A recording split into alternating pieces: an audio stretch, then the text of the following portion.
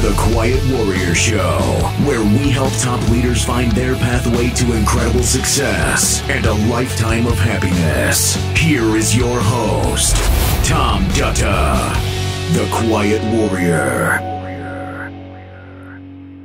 Well, here we are, everybody, and welcome to the Quiet Warrior Show. I'm excited. We're live streaming today across YouTube, LinkedIn, and Facebook. And what that means is you're peeking into a live taping of an interview for a future Quiet Warrior International podcast, as well as a brand new YouTube premiere that will come out the same week. So without ado, and I'm just going to introduce our guest to you, I'm excited to have on with me Ebba Karlsson. Ebba, I'm going to tell everybody a little bit about you and how we met, and then I'm going to turn it over to you. Everyone, okay. Ebba is a life coach, an author, a champion ballroom dancer. She's also a model turned sexual assault victim who just co-founded a new organization dedicated to cleaning up the modeling industry amidst the Me Too era. Wow. And in fact, there's a website I'm going to mention, everybody. It's called victoriousangels.com. I checked it out and it sent me on a journey. We have another connection. We share a relationship through a New York publisher. So we're going to give a shout out to Morgan James, who is honoring Ebba's story, and her book's just come out. We'll talk a lot about that. So Ebba, I'm going to turn it over to you. Welcome to my show. Thank you so much for having me. I'm so excited to be here and to get to know you better as well. Oh, yeah. No, yeah. Absolutely. Now, we were talking offline. So as I told you, we're just going to have a conversation like we're in my living room. Well, actually, we are, because I'm recording from my home studio.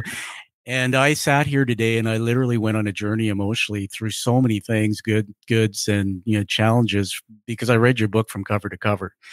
And so we'll get into that, but let's take it right back. Go back to the beginning. Sometimes people start at their childhood when they're born, but take us into the story, how your life began and how you ended up, doing what you do today. Yeah.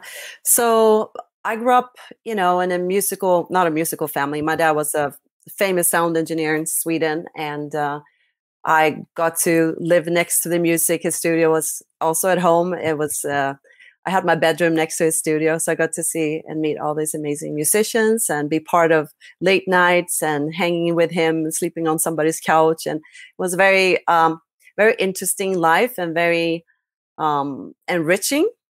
At the same time, he was exposed to a lot of temptation, a lot of beautiful and amazing people.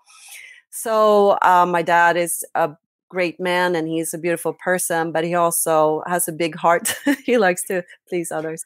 So what happened was my parents started to get some problems, and he wasn't the faithful kind. So he started to cheat on my mom, and then she discovered, and she was, of course, devastated and couldn't deal with her own life and her own feelings. So she started drinking, and she didn't take any help or anything. So a lot of her anger and frustration came out on me. And I was the oldest of two kids. So I felt very responsible and had to, take care of my little brother. And so that was very difficult. So my childhood was chaotic in that sense, even though we had a lot of fine moments as well. Like we have a crazy kind of humor. So I think that humor really saved us from surviving. I want to jump in there, and you're awesome to talk to, because it's like we're just having a cup of coffee. My brain is three-dimensional here. People say I can go from one quadrant to the other. I'm just messed up that way. And I'm listening to you and my brain went this way on a journey. I want to just riff on that, what you said. When I read the book, I went, oh my God. Here's the thing. Like, my father was a military commanding officer, and my mom and dad were married for about 22 years. But my childhood, I remember coming home one day and my mom had a towel wrapped around her head, and I was in my early teens, and she was weeping, and she had the phone around her neck. And I said, what happened? And when she finally told me, she said, some girl called the house and said, Mrs. Dutta, I don't like it when Mr. Dutta comes here to see my mom. And that's how she found out. And wow. So I grew up with a father. My dad, by the way, was wonderful. He passed away recently, but he was gregarious and he had this sense of humor. There were big parties, drinking parties, and he became a violent alcoholic. But he was a fun guy and he was charismatic. I have a picture of him where my mom said he looked like Elvis when he was back in Fiji in his uniform, and everybody loved the guy. And he was a top party, but something occurred in the relationship where he did those things. So I just want to give it back to you in a minute on this, that when I started reading your book, I got stuck in my childhood, and I went into business and I started chasing success, and I learned in your book some things about that. But what I really had was a hole in my soul. And as a man, I wasn't allowed to talk about my weakness as an executive. But what I really realized is that this whole chapter of my life, I was stuck for over 20 years of my life trying to unravel it. So I'm going to give it back to you now, because your book's amazing, because you've done so many things to even unravel that part of your life. But it set you on a path where you went into sort of a path of, what I'll say in a polite way, because I love your story, and you, is a bit of self-destruction with your own choices. So tell us about that. Yeah. So first, like, thank you so much, because my whole intention with my book was to have that effect on people. So I guess I succeeded. It's so good to hear somebody share what they felt when they read the book, that they connected to their own story and their own journey, and how they can, find their inspiration. Yeah. So, I mean, when I was a teenager, that's when I really hit the bottom, and I really didn't want to live. I wanted to commit suicide. So I thought about it. And then one night I stood by the window in my kitchen where I grew up, and I had this knife, and I wanted to cut myself, because I really wanted to revenge. I really wanted them to feel the pain I felt inside. And I couldn't find another way than to express my pain through, besides cutting myself. Like, that was the only thing I could think of. And as I stood there, I kind of connected to the stars outside. I looked at, it was winter, it was dark. You could see the stars, and they were popping out. And I'm like, oh my gosh, this is so beautiful. And how can I kill myself or hurt myself when I love life so much? And when I understood that, that's when it shifted and changed. Like, I had hit the bottom as a young person, and I allow that to then take me forward into my life and to become a seeker. And that's when I started really seeking, a spiritual meaning of life. So that was the first, I think, in the hero's journey, or the heroine's journey, that was the first obstacle. Wow. Yeah. And how old were you when you had those thoughts of I wanting to was end it all? 14 years old. Yeah. And Yeah. then, I started looking for happiness outside of myself. And boys, of course, it was on that list. And then, unfortunately, I was pregnant when I was 15, and that was another really big obstacle that led me into meditation later on. Yeah. Yeah. Well, first of all, thank you for sharing that painful story of your attempt. I got to say, the courage you have to be on national media and talk about that, and even write this book. Everybody, this is a teaching moment, especially for men out there, because we're going to get into some uncomfortable stuff that men don't like to hear about, bad behavior. But this is what it looks like to be vulnerable, to talk about your weaknesses. And when you said that, you became real. I'm a big advocate for mental health. I've spent 10 years at a leadership level with a not-for-profit board. I have struggled with depression, anxiety. I have connections in my family of suicide. And I even grew up, as I said, my dad was a drinker. It appears it was backwards for you, but my mom was the one always on medication and in bed, drugged up. And what I realized, she was just trying to cope with the pain and what my father was projecting on her, which was mental and physical abuse. And so thank you for sharing that. It blows my mind that here you were wanting to take yourself out, and you made the choice to stay the course. I want to say a couple more things on that, and then get back into your story with a reference to something I wrote down from your book. One of my mentors, and many people know of the Tony Robbins of the world. He's a speaker and a coach. And I remember talking to him or in one of his programs, and he said, people who want to commit suicide, if they're going to do it. But he said, those who don't, he said, there's some resilience or some reason for living. And it's a heart issue. It's attached to something in their soul. They were put here. And he described it as a crazy eight. He said, most of us who go through this state of trauma on in lives, it's like a crazy, we go round and round and we make choices, good ones, bad ones, good ones, bad ones. And then some of us go, boop, they go off the eight and they take themselves out. but the ones that stay on, there's something about that. So when I look at your what you said in your book about your father's lifestyle, being in the industry of music, a talented man, and then I won't steal the thunder of the book, but there were some things he did which paralleled the story I just told you about my own dad. And then your mom was talented, but she found, I guess, refuge in maybe alcohol to deal with her pain. Um, you went out from that thing into the modeling industry. So tell us about that, because there's something incredible about that chapter of your story. Yeah. So, as a seeker, you try to find happiness everywhere. And when you can't find it in one area, you go to the next. So for me, I was lucky, I had beautiful parents, so I came out pretty okay. And, but that to say, I was never a top model. I was actually super shy, and I was very like, I didn't like to be in the to have attention at all. I would actually take long ways around, to avoid seeing people, meeting people, because that's how shy I was.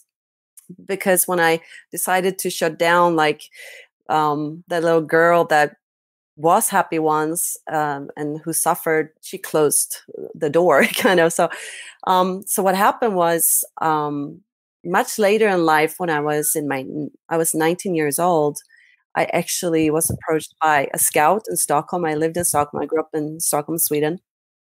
And the scout was somebody who was familiar to my friends. And I hanged out with a lot of, the artists and some models in Stockholm. And this guy came up to me and said, "Hey, you're so beautiful. Don't you want to come to France? And I have this amazing job for you there if you want to come." And I worked actually. I was full-time employed by a company called The Body Shop, and I had a boyfriend, so I didn't really have any real reasons to go. I was pretty happy, but he convinced me to go, and that's how it happened. Like he said, "Come to Monaco," and I left to Monaco, and from there on, he didn't have a place for me. He didn't have a job for me, actually. I had to, yeah. So the guy that I went to see there said, "This swimsuit costume job is, we don't need you, but you can be my secretary." And I'm like, "That's not going to happen." So yeah. So after that incident, I got really suspicious. We didn't have cell phones then, so I couldn't really call anybody. I had to depend on the people Yeah. who I met. So then he said, "Let's go to Cannes." And Cannes is a city on the Riviera, and we went there. And when I got to Cannes, he said, "We're going to see a friend of mine." And I got to the villa. There was no friend there. And he said, "Well, let's go behind. We could stay at his pool house." But it wasn't a pool house. It was actually a pool shack. And it had dirty mattresses on the floor and some sheets. It was just disgusting. And he said, "We'll just sleep here over the night." But the friends never came. And I was actually raped in that pool shack by him. And for somebody who doesn't understand that, it's very difficult to, people say, "Why didn't you run away? Why didn't you do anything resistance?" I mean, it didn't happen like it was a grooming. He seemed to be interested. He said, "You're beautiful, la, la, la, la, la." And then at the end, he's like trying to, have sex with you. And I said, "Well, I don't want to, and I don't want to." And at the end, he's like forcing himself onto me. And I, I kind of shut down. I was scared. I didn't know how to kind of get out of the situation. I felt like I needed to play smart. So I said, "Can I call my parents?" So we went down to the village, and I called from a phone booth. In this phone booth, he was outside listening to it. So I couldn't really tell them what was going on, because I also felt ashamed. I was Yeah. I was actually 20 years old. So, I wasn't a young child. I thought I could defend myself. And so from that on, I kind of like, I need to get out of this situation. So I said, where's the job you promised me? So then he said, let's go to Paris. And we went to Paris. And I had a visit at one agency, but they didn't want to. I was pretty short. I'm not very tall to be a model. Mm-hmm. I'm just like 5'6", and I was pretty athletic. So at that time they didn't want that. They wanted very thin models.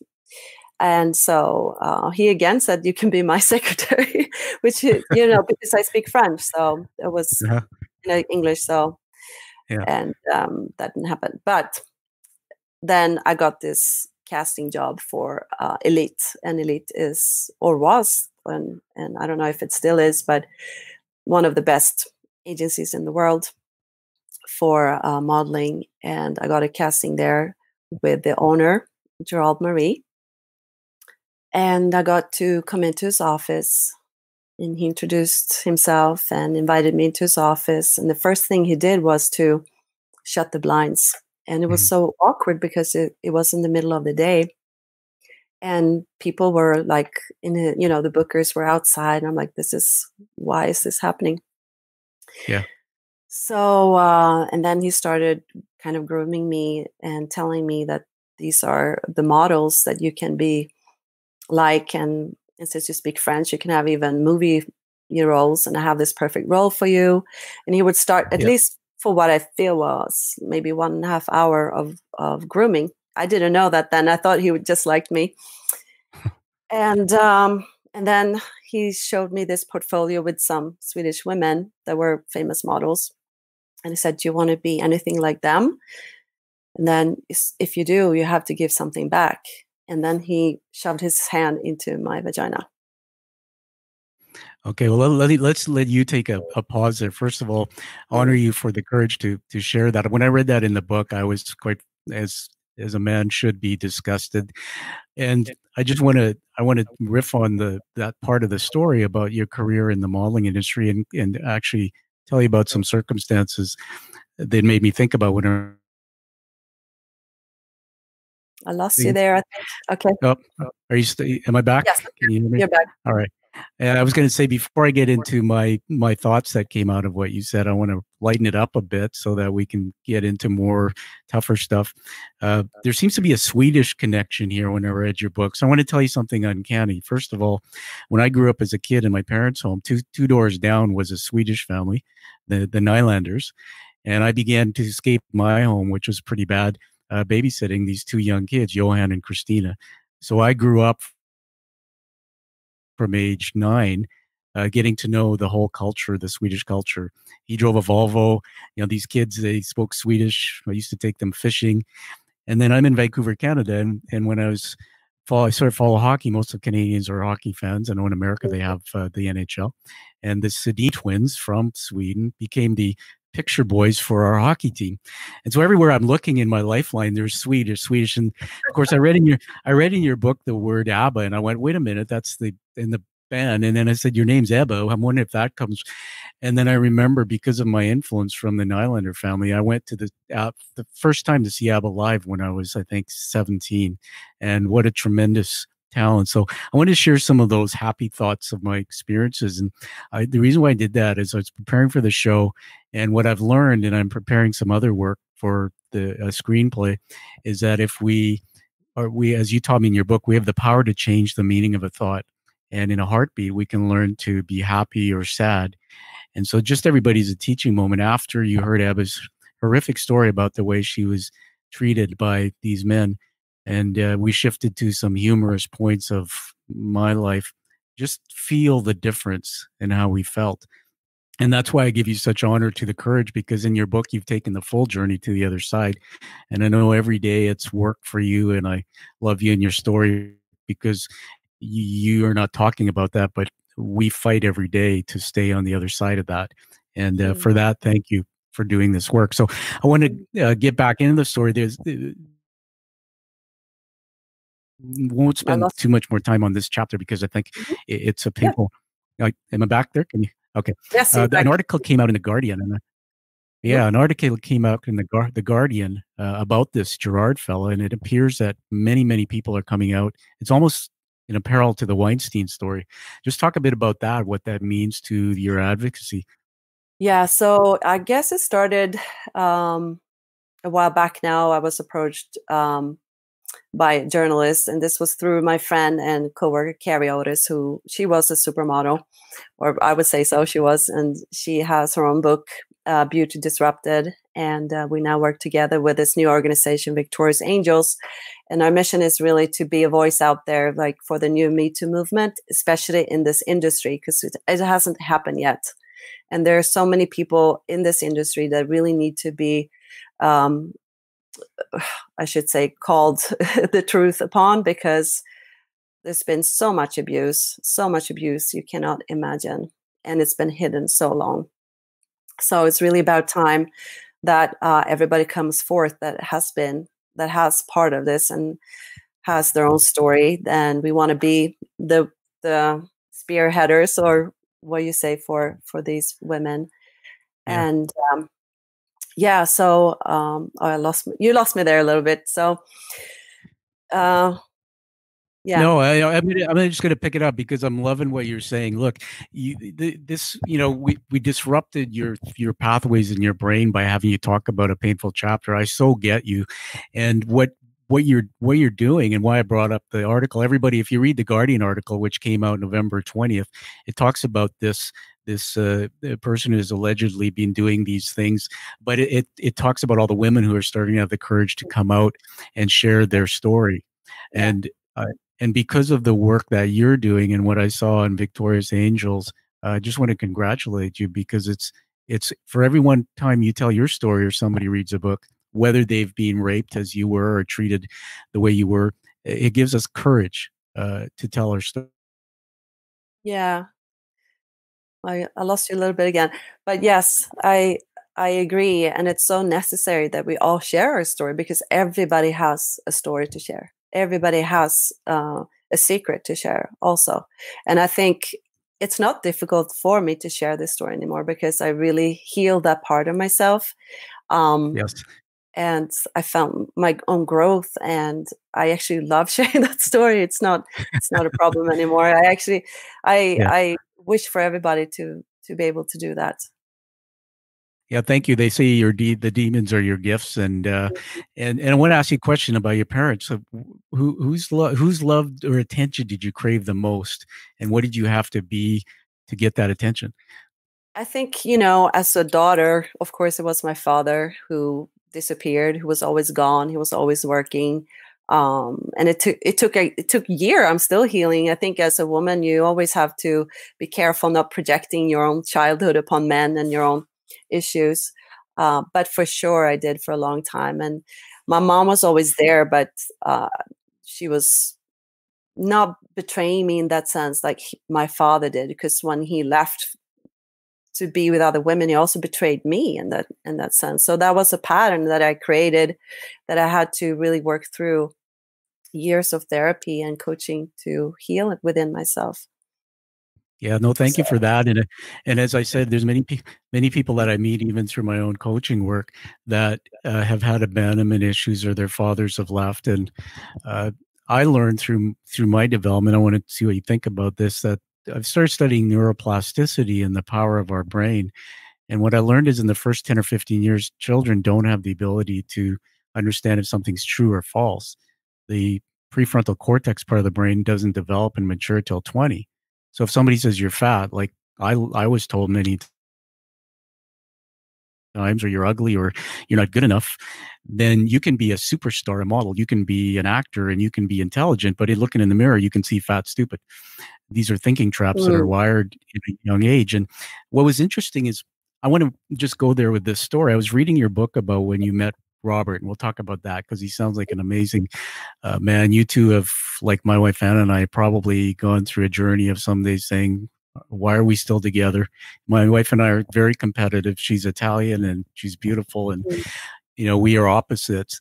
But she's married to a guy who's come from this weird background and triggers at the various thing, and she's not emotion based. She's an amazing person. She's strong, and then some used to intimidate me. And I read your book, and there's this one story where you two were you were trading stories about, you called it betrayal or missteps. And again, believe it's that pattern of where we come from. That was our normal, and sometimes we trip up. And I remember reading this one where Rob went on a walk. By the way, he's a PGA or a professional golfer. So again, he stepped into this world. But I read that story where he went for a walk with some woman and he came back and you just lost it. And where were you? And you had all these thoughts. I'm going to give it back to you. Yeah.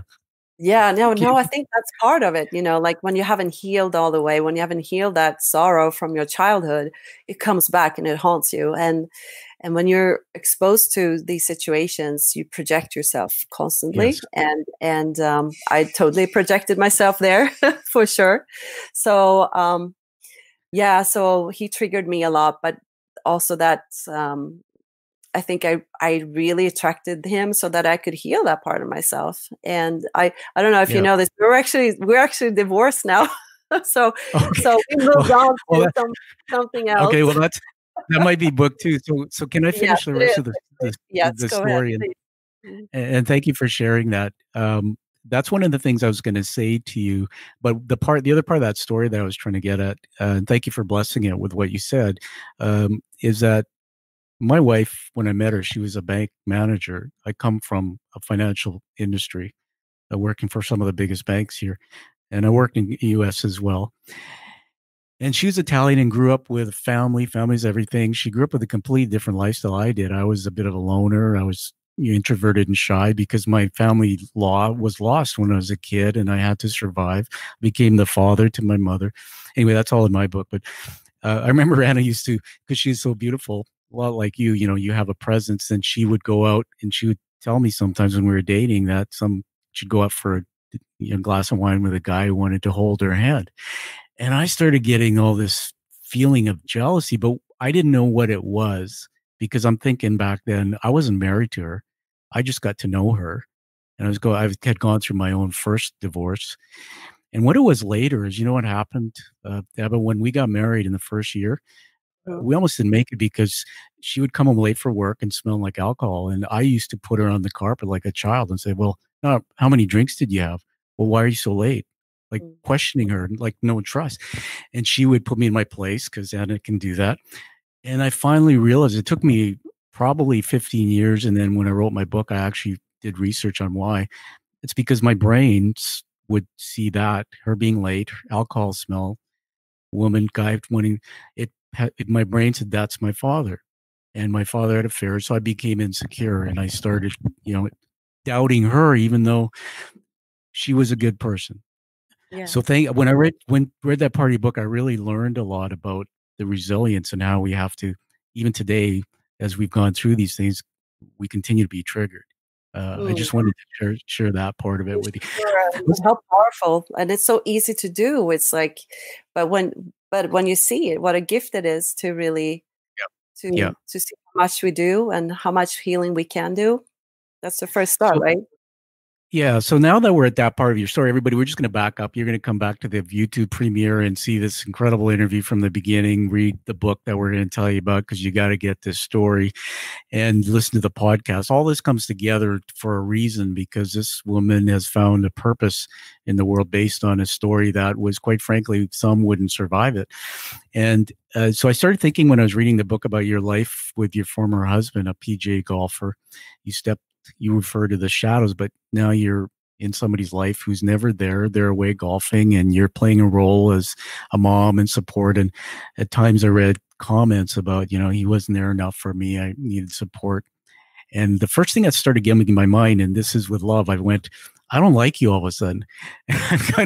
and I mean it in a good way. I'm going like, because I had a coach once, because I was like that in my life. I was complaining all the time about my circumstances, and my coach broke me. And when I was a CEO, I got a coach. They paid for it because I had some relationship issues with people. And she said, Tom, every situation you find yourself in today is a direct result of the choices you made. And then I went, okay, you grew up in a childhood where your dad was always away, and you found a guy who's always away in a career. And I'm going like, what are you pretending not to know? He's not going to be home. He's not going to be there to parent your kids.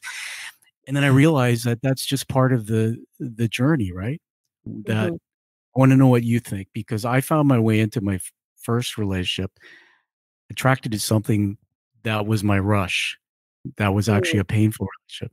So we go Yeah. and they say that there's peptides or something in the brain that we attract what was our normal when we were younger, and we find our way. And maybe that's not where we belong. I don't know if I'm making any sense or if I'm off track, Oh, but just talk to me. I totally agree with you. And I think, it's what they call the molecules of emotion when we get addicted to a certain set of emotions. And we run that over and over and over until we have had it. And I think when you work on yourself and you meditate, especially, you have to find yourself, and you will find yourself. And then you start seeing the chemicals, the reactions, and you start feeling like, what am I doing? Like, this is not who I am. And I'm actually compromising with everything that I am.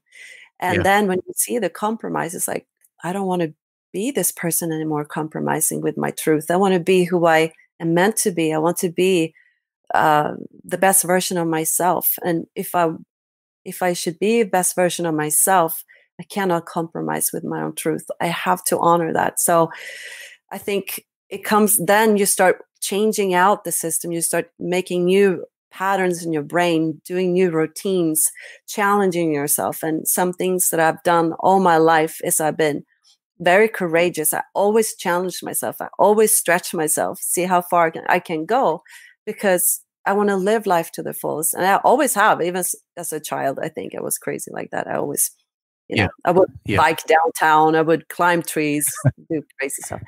But for sure, I think if we don't do that, if we don't seek movement and move forward and allow instead life to come at us, life was going to create chaos and crisis so that we can move out from that situation. Because if we don't move, if we don't have this natural growth of evolvement, then we get stagnant, right? And that's when crisis happens. Yeah, absolutely. And everybody, that's a teaching moment, because stagnancy and growth, I mean, you nailed it. And we're at the point of the story now where you've discovered something. And there's so much in this book that I want people to read about. Gosh, you did so many things for your own growth and development. I mean, I can count on two sheets of paper all the courses and programs and places in the world you went to seek and still. But it's reminded me, you know what it reminded me of? It reminded me of the Wizard of Oz. Oh, Where really? you and I, if we know the story, like, how far down the rabbit hole do you want to go to find out the truth about yourself? And I was searching for something through personal development courses, but happiness really is here. It's in me. And it was covered up because somebody put in me things that were not true about who I am.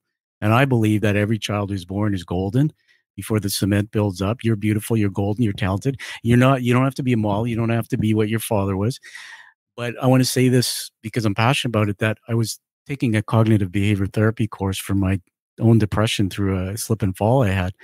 And Ebba, they taught me that today they're saying parents have to shift the way they parent. I want to know what you think about this. Oh, I So so agree. if I said to you, I don't like you, versus I don't like what you did, but I like you, you're a good person. I think that's what parents are starting to realize, how they have to parent. Instead of tell your children you love them and they're enough, not making them feel that they're broken. Yeah, I think like what we're focusing on so much in society is feeling good. Like we don't look at feeling bad. And I think I love that you said when you read my book, you felt bad, like I don't like you anymore. I'm like, good. Because I that's at least says something that what I wrote is triggering something within you. And if I can trigger that, that's good, because then you can look at yourself. And so I think we need to shift the focus on it's okay to feel bad, first of all. Yes. You don't have to struggle. And I see it, I have a 19-year-old now and a 16-year-old, and I could hear all their friends. They often came to our house, like hanged out with us and talking out, often talk with my teenagers. I love them like my own kids. And I think, just listening to them and hearing what they're going through, having a voice, because most parents are so busy surviving. We don't have time to listen. We don't eat dinners together. Like, to me, when we've always had dinners together. I mean, it's harder now when I'm single, obviously, and they're older, but every day we would have a dinner together and talk. But so few families do that because they Yeah. can't. They're too Yeah. tired. So that's one thing, listening, and then, really understanding what's going on, not projecting our own stuff onto them. And I'm saying that meaning our own our own dreams, our own goals, Yeah. trying to live through our children. We need to allow them to have their own lives. And what that means doesn't have to mean that everybody is suited for college. Yeah. We have to find out, we have to create a system where we can support what they desire, who they want to be, their own goals. And we cannot do that alone. We have to come together to do that. So I think this is something that I see as a problem because we're getting so isolated, more and more isolated from each other. Right. And if you don't belong to church, if you don't belong to some kind of organization where you have that support system, it's very difficult. Yeah, I can imagine. I guess COVID-19, one of the silver linings is forcing people to maybe be more together, right? Yeah. I was thinking about what you said. My background, my parents are Fijian, but I'm South Asian, and in the Indian, I was raised Christian, and that's my faith. But I think about, this is a culture. By the way, I don't know if you know the name Russell Peters. He's a comedian, and No. he thing I love about, well, you could do this. You're a model, and you could poke at yourself because you have the right when you're a model. Well, he's a Indian man, and he gets up on stage and he pokes at I know himself. who it is. Yeah, now I know. Yeah. Well, I remember he was doing a talk recently just from Mumbai, his new thing, and I'll just be quick on this because he's triggered something, and he said something to the effect that he said there's a whole generation of people in India who left India to go to different parts of the world because they said they're taking their kids to that part of the world to give them a better life, and yet they want to keep their kids in a bubble, and they tell their kids what to think and what to do and who to marry. And he said, we're raising a whole generation who don't think for themselves. You have to have a degree, and you have to be this, and you have to be that. And it really resonated with me how that's an old belief system. But I love what you're teaching. And you said that, and now we're going to get into the last part of your story, which is you come through this dark night of the soul, which is in the narrative. I talk about the hero's journey. It's all this ups and downs. You've discovered something about yourself. And I remember reading in the book, there was this one moment where this light went on. I can't remember exactly what you were studying, where you started thinking about when you were younger, the things you love to do. And it's almost as if you discovered, I'm not where I belong. I was in the wrong place. And then you took that turn and everything changed for you. Just talk about, how that evolved, that last part. Yeah, I mean, I think we have those moments several times per year, I thought almost, but a lifetime, right? Where we come to this where we have to look at ourselves, and I can't remember exactly what you're referring to, but I know it has happened. It still happens. Actually, I think COVID is one of the best things that can happen to us when it comes to that part, because we do have the opportunity to really look into ourselves and reflect and ask ourselves these important questions. Who am I? Am I living my purpose? Am I living? I think it was energy dials or something about that part of. Oh, no, I think, okay. So it could have been, I did have something called the Kundalini awakening. It could have been that, because that's what I get. That's it. And for people who don't know what that is, Kundalini is a Sanskrit word. It means, it's kind of like an energy. It's pictured as a snake that resides at the bottom of your spine. And it's very, very interesting, this whole concept. But what it means is that we have this dormant power within, and our purpose in life is to reawaken to who we truly are. And that part of us is this divine energy that is always constant. So I awoke this energy, and it just happened. I didn't plan it. I thought it only would happen to gurus or holy men. But I worked with somebody who is a body therapy guy. And this happened through that session. And at that moment, I thought I died. It was this lightning bolt that just rose to top of my head. And I thought I died. And in the moment, I found nothingness. There was this greatest void. and I found like my life doesn't matter at all. It was pitch black. There was nothingness, and I'm like, oh my gosh. So what's the purpose? And then I heard from my inner voice, it was like, well, you create the purpose. You choose, you create it. Because I think when we come to source, when we come back to where we came from, it's this nothingness. It's this void of, darkness before light. So at the same time as I felt that, I also experienced that I was part of everything. I was the particle in the air. I was the particle in the table. I was existing everywhere, and I was not afraid. That's why I'm not afraid anymore to come out and speak, because I know, there's really nothing to be afraid of, really. At core. Sometimes I'm really can be afraid, but of course. Yeah. Well, thank you for that. I mean, I'm so inspired by you, and the word omnipresent came to life in my brain when you said pieces of you everywhere. And I'll tell you where I went, because now you nailed that. Where that was a part of the book I was trying to explain. So sorry I got off, didn't say it right. But where did I go when I read that? Here's where I went.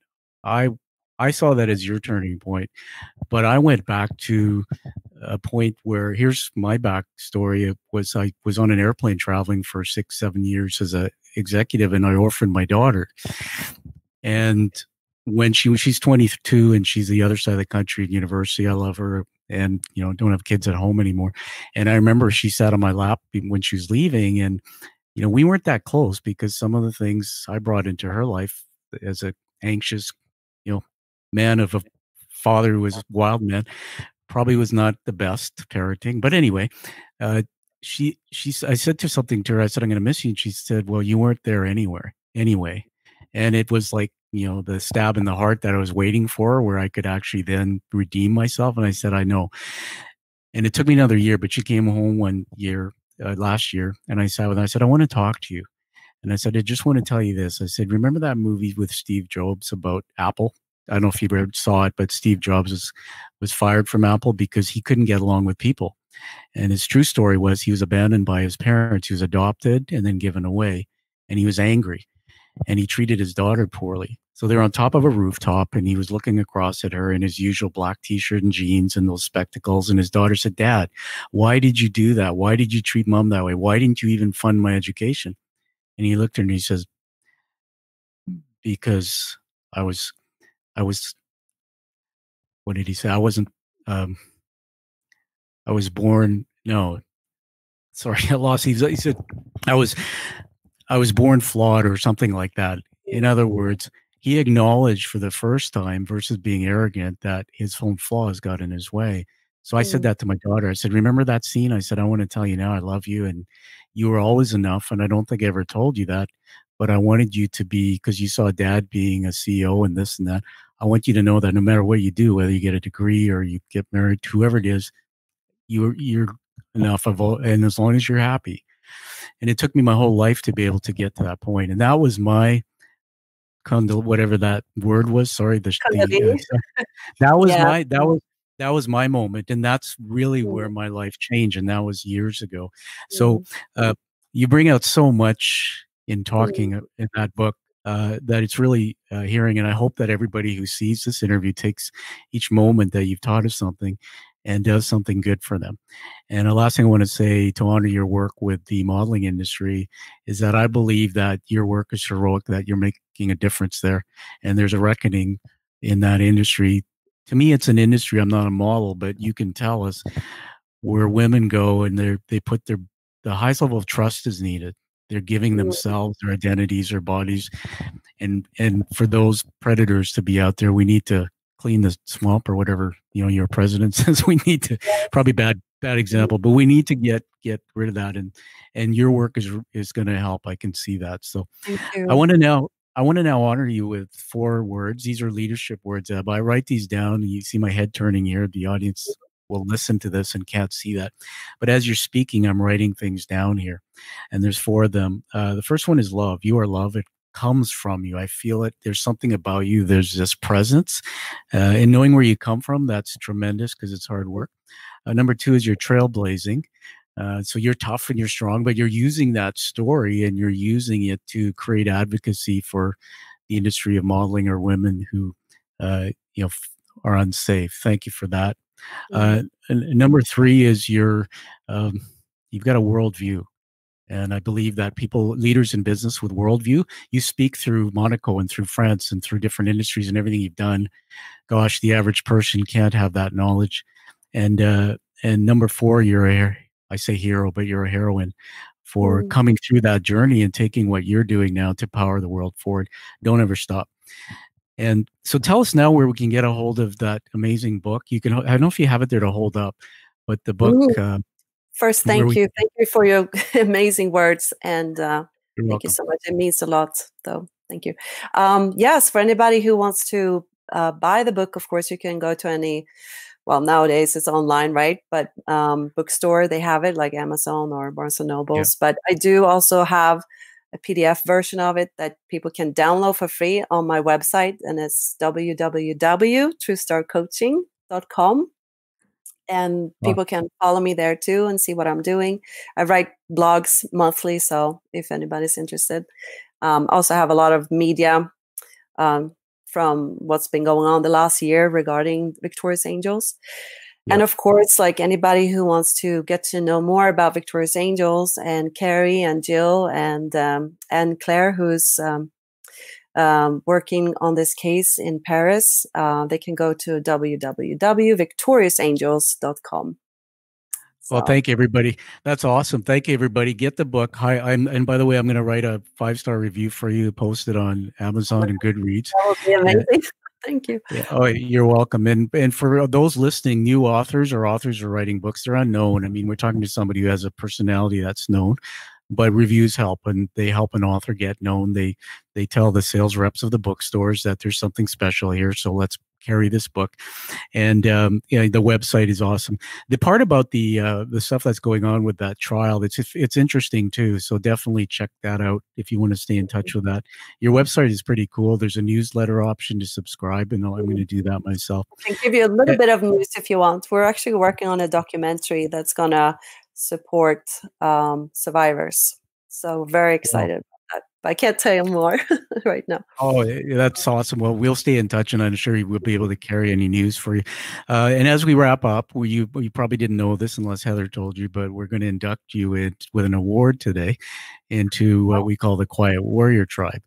And so this is meaningful. I want to just tell you quickly as we wrap up. You see behind me, there's a screensaver. There's sort of looks like a guy who looks a lot like somebody I know. These are challenge coins, and the challenge coins started in World War I. And they were carried by soldiers to commit to each other a purpose. If you showed up and you didn't have it, maybe you bought drinks or dinner. And today they're used around the world to create community for something that has purpose. AA, Alcoholics Anonymous, where my dad was for 22 years, used them. First responders, teachers, FBI. And so I created this as for my show. The front of the coin they're hand painted and crafted in the US. The front is the image of the show. The back is actually the narrative for the hero's journey. And it comes in a cherry box, and by receiving it, you commit to never stopping that amazing story and doing the work you're doing to make a difference to help those people you serve. So welcome to the Quiet Warrior Tribe. Thank you so much. That's amazing. Beautiful. Very honored.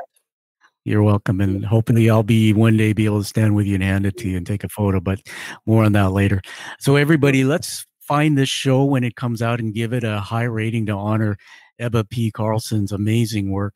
Get that book she talks about, read it, give it a review, and find that purpose like she did. Live with passion like you can see does, and live the life that you deserve and desire just like Ebba.